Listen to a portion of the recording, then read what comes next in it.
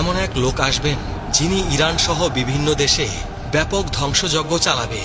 তারপর ইমাম মাহদির আগমন হবে। আসসালামু আলাইকুম ওয়া রাহমাতুল্লাহি ওয়া বারাকাতুহু।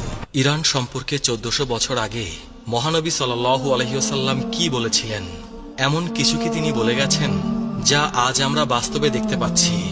ইরানের সর্বোচ্চ নেতা আয়াতুল্লাহ খামেনি বলেছেন, মুসলিম উম্মার ঐক্যই আমাদের সবচেয়ে বড় শক্তি। আমরা বিভক্ত হয়ে গেলে শত্রুরা আমাদের দুর্বল করে ফেলবে। শহীদ মোতাহারি রহমতুল্লাহি আলাই বলেছেন, ইরানের ইতিহাস ইসলামের ইতিহাস থেকে আলাদা নয়। আমরা মুসলিম, তারপরে আমরা ইরানি, আমাদের পরিচয় ইসলাম। ইমাম খোমেনি বলেছেন, ইসলাম আমাদের শিখিয়েছে আমরা সবাই ভাই ভাই। আরব অনারবদের ভেদাভেদ ইসলামে নেই, তাকওয়াই একমাত্র চাবিকাঠি। ইরানের তেল ও গ্যাস সম্পদ বিশ্বের অন্যতম বৃহৎ। এই সম্পদ কি শেষ জামানার সাথে সম্পর্কিত? হাদিসে ইমাম মাহদির শাসনামলের বৈশিষ্ট্য বর্ণিত হয়েছে। আকাশ থেকে প্রচুর বৃষ্টিপাত, জমিনে ফসলের প্রাচুর্য এবং তখন সম্পদের ন্যায্য বন্টন হবে। ইরানের তেল সম্পদ যদি ন্যায়সঙ্গতভাবে বিতরণ করা হয় তবে হাদিসের এই ভবিষ্যৎবাণীর সাথে মিলে যাবে। তবে তার আগে বড় যুদ্ধ ও ধ্বংসযজ্ঞের ভবিষ্যৎবাণী রয়েছে। নবী করিম সাল্লাল্লাহু আলাইহি ওয়াসাল্লাম বলেছেন, হত্যাকাণ্ড বৃদ্ধি পাবে।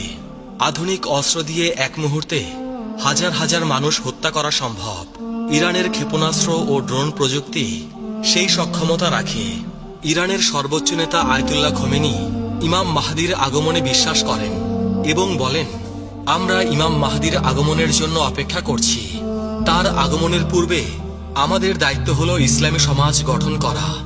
ইরান আজ বিশ্বের অন্যতম প্রধান ইসলামী দেশ। 85 মিলিয়ন মানুষের এই দেশের 99 ভাগেরও বেশি মুসলিম। এই দেশ নিজেকে ইসলামী প্রজাতন্ত্র হিসেবে পরিচয় দেয়। কিন্তু জানেন কি, এই দেশের ভাগ্য নিয়ে নবী করিম সাল্লাল্লাহু আলাইহি সাল্লাম কত কথা বলে গেছেন। আল্লাহ রাসূল সাল্লাল্লাহু আলাইহি সাল্লাম ইরশাদ করেছেন, আমার উম্মতের একটি দল সর্বদা সত্যের ওপর প্রতিষ্ঠিত থাকবে।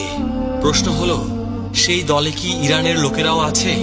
আজ আমরা 20টি ভবিষ্যৎবাণী নিয়ে আলোচনা করব। কিছু হাদিস আপনাকে শিহরিত করবে, কিছু আপনাকে ভাবিয়ে তুলবে, আর কিছু আপনার ঈমানকে শক্তিশালী করবে। আল্লাহ তাআলা পবিত্র কুরআনে ইরশাদ করেছেন, হে মানুষ, আমি তোমাদের সৃষ্টি করেছি এক পুরুষ ও এক নারী থেকে, আর তোমাদের বিভক্ত করেছি বিভিন্ন জাতি ও গোত্রে, যাতে তোমরা একে অপরের সাথে পরিচিত হতে পারো। তোমাদের মধ্যে আল্লাহর কাছে সেই সর্বোত্তম যে তোমাদের মধ্যে সর্বাধিক মুত্তাকি। সূরা আল হুজরাত আয়াত 13। প্রথম ভবিষ্যৎবাণী, সিফাত, যুদ্ধ ও ইরান।